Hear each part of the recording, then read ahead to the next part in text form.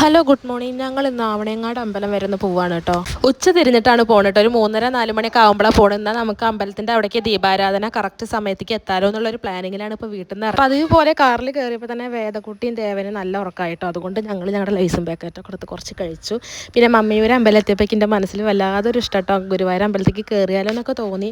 പിന്നെ അവിടെ കയറിയിട്ട് നമ്മൾ ആവണയങ്ങാട്ടേക്ക് പോകുമ്പോഴേക്കും കുറച്ചും കൂടിയും വെഴുകുമെന്ന് വിചാരിച്ചിട്ട് അവിടേക്ക് കയറാൻ നിന്നില്ല. പിന്നെ 2 ആഴ്ച മുന്നേ ഞങ്ങൾ ഗുരുവായൂർ അമ്പലത്തേക്ക് ഒന്ന് പോയതുണ്ടായിരുന്നു കേട്ടോ. ഞങ്ങൾ കറക്റ്റ് ദീപാരാധന നേരത്തെ തന്നെ എത്തിയിട്ടുണ്ടായിരുന്നു കേട്ടോ. അവിടെ ഇങ്ങനെ എല്ലായിടത്തും ദീപം തെളിയിക്കലൊക്കെ ആയിരുന്നു. അപ്പോൾ കുറച്ച് നേരം അവിടെ ഇരുന്നു.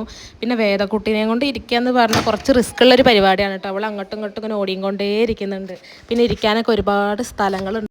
അത് കഴിഞ്ഞിട്ട് പിന്നെ തൊഴുതിറങ്ങണ നേരത്തെ ഇതിൻ്റെ കുറച്ച് ഫോട്ടോഷൂട്ട് പ്രഹസനമൊക്കെ കാണിക്കാമെന്ന് വിചാരിച്ചു. കുറച്ച് അവിടെ ഉള്ളിൽ കയറിയ ഫോട്ടോ എടുക്കാൻ പറ്റില്ല. എന്നാലും ഞാൻ കുറച്ച് പേര് അവിടെ നിന്ന് ഇവിടുന്ന് എടുക്കുന്നത് കണ്ടപ്പോൾ ചെറുതായിട്ട് വീഡിയോസ് എടുത്തു. കാർ പാർക്കിങ്ങിൻ്റെ അവിടെ കുറച്ച് നേരം ഇരിക്കാൻ വിചാരിച്ചപ്പോൾ ഈ വേദക്കുട്ടി പറന്നിട്ടാണ് നടക്കുന്നത് കേട്ടോ. അത് കൂടെയൊക്കെ അതുകൊണ്ട് അവിടെ ഇരിക്കാൻ പറ്റിയില്ല. പിന്നെ അവിടെ നിന്നിട്ട് കുറച്ച് പോന്നപ്പോൾ ഞങ്ങളൊരു റെസ്റ്റോറൻറ്റ് കയറി എല്ലാവർക്കും ഫുഡ് കഴിക്കാൻ നല്ല വിശപ്പുണ്ടായിരുന്നു കേട്ടോ കുട്ടികൾക്കൊക്കെ. പിന്നെ ആദ്യം സ്റ്റാർട്ടറായിട്ട് ഞങ്ങൾക്ക് ചിക്കൻ സൂപ്പാണ് കിട്ടിയത്. അപ്പോൾ കുട്ടികൾക്ക് രണ്ടാൾക്കും വേണ്ടാന്ന് പറഞ്ഞതുകൊണ്ട് ഒരാളുടെ ഞാനും ഒരാളുടെ സൺലേട്ടനും കൂടി എടുത്തു. പിന്നെ ഞാനൊരു അൽഫാം മന്തി ഓർഡർ ചെയ്തിട്ടുണ്ടായിരുന്നു. അപ്പോൾ അതും കൂട്ടിയിട്ട് കഴിച്ചിട്ട് നേരെ വീട്ടിലേക്ക് പോന്നു.